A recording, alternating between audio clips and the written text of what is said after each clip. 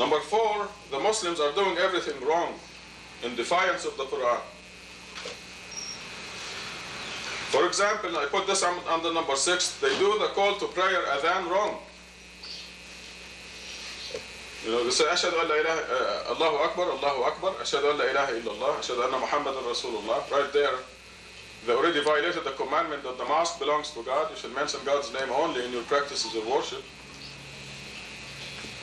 And depends on where you are, you can also go on, Ashhadu anna Aliyan waliyullah, Ashhadu anna Ahl al-Bayt hujjatullah. So it all depends on where you are, but either way, there is not a single mosque in the Muslim world that follows this commandment, that the mosque belongs to God. You should mention only God's name. Number 7, they do their ablution wrong. And if you don't believe it, ask Abdullah when you're waiting in line for ablution in Turkey. You know, the people already started the prayer, and these people are going through their 9 steps of ablution, and trying to get every hair, you know, because there's a hadith that says, if you leave a hair dry, it will go to hell.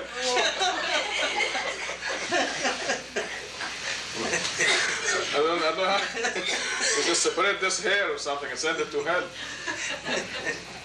So they make sure that everything is wet. Number 8, they do their contact prayers, the salat, wrong. God says in Surah 20, أَقِمِ الصَّلَاةَ لِذِكْرِي, singular. Observe the contact prayer to commemorate me, singularly. But all of them, they mention Muhammad and Muhammad, Ibrahim and Ibrahim, Muhammad and his family, and Ibrahim and his family in their contact prayers. And this is by definition polytheism, or shirk, idol worship. Number 9, they do their zakat, obligatory charity, wrong. According to their laws now, they give the charity 2.5% of your savings above $50 that are 1 year old, once a year. This is the law of charity over there, which means the poor will die of starvation by the time you do that. Now, if you look in the Quran, in Surah 6, we learn that charity must go out whenever you receive money. Any money that enters your pocket and is yours, the net, you take 2.5% out of every $100, take $2.50 and give them away to your relatives, not to anybody else. This is the zakat, the obligatory charity. If you want to build a school or a mosque or a hospital, that is general charity. That's something else. But 2.5% of your net income must go to the poor immediately, which means a continuous flow of money from people to their relatives, their parents and their cousins and their sisters and brothers and so on. That's the correct way of doing zakat. And the Quran gives the zakat so much importance. God says, my mercy encompasses all things, but I will designate it for those who give the zakat. So this shows, in other words, if you don't give the zakat, you're out of God's mercy. It is very important, and they don't do it. Number 10, they do their fasting of Ramadan wrong. Just watch what day they start fasting at the other place. They never start on the right day, and they never end on the right day, because the hadith says you must see the moon with your eyes. Well, if you see the moon with your eyes, it's too late.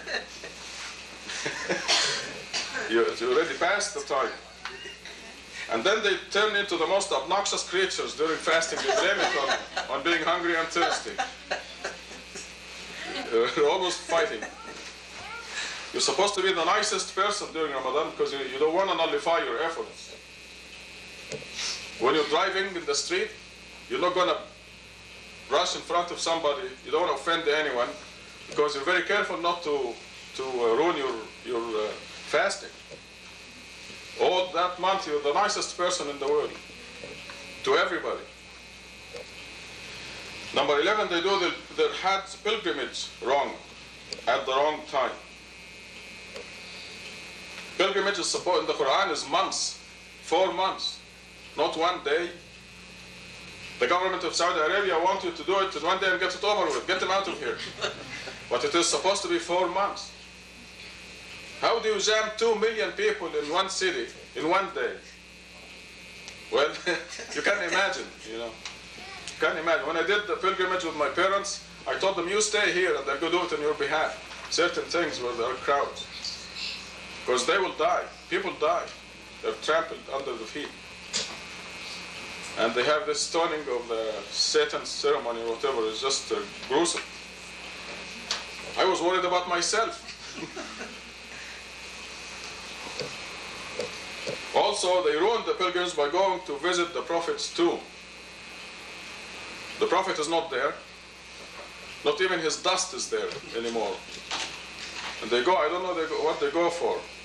And they wrote in the perspective, tear down the Prophet's tomb.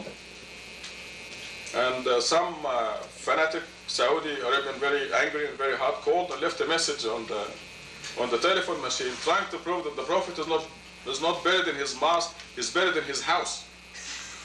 So his hadith that said, there's a hadith, ironically, that the Prophet said, God cursed the Jews and the Christians because they made the Prophet's tombs into mosques. Which is not really the case. The case is the opposite. The Muslims are the ones who did that. So he was trying to convince me that the Prophet is buried in his house, but it's the people who put the house in his mosque, in a mosque. So either way, the Muslims are wrong in their pilgrimage. Number 12, I quote, if the Muslims continue as they are, they will go to hell. Okay, so these are some of the major reasons why. Now, just look at yourself and myself when we're doing the salat wrong and the fasting wrong and the zakat wrong. And God is looking at us. If He cared about you, would He not send somebody to correct you or some instructions somehow? If he really loves you, He will say, hey, you're doing this wrong. You're not making contact with me. You're wasting your time. This is how you do it right. So, verse 151 of Surah 2 explains that. So I'm perfecting my blessings on you by sending a messenger. And this is throughout the times. But now especially, when you look at all this,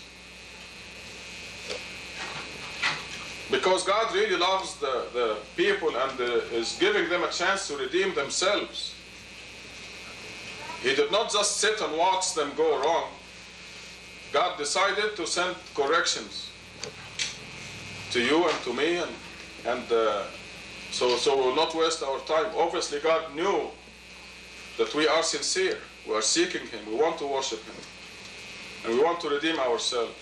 And obviously, we deserve these instructions. But God says that in the Quran, that He knows the innermost thoughts, and accordingly, He guides the people who deserve to be guided, and He keeps away the people who don't deserve to be guided.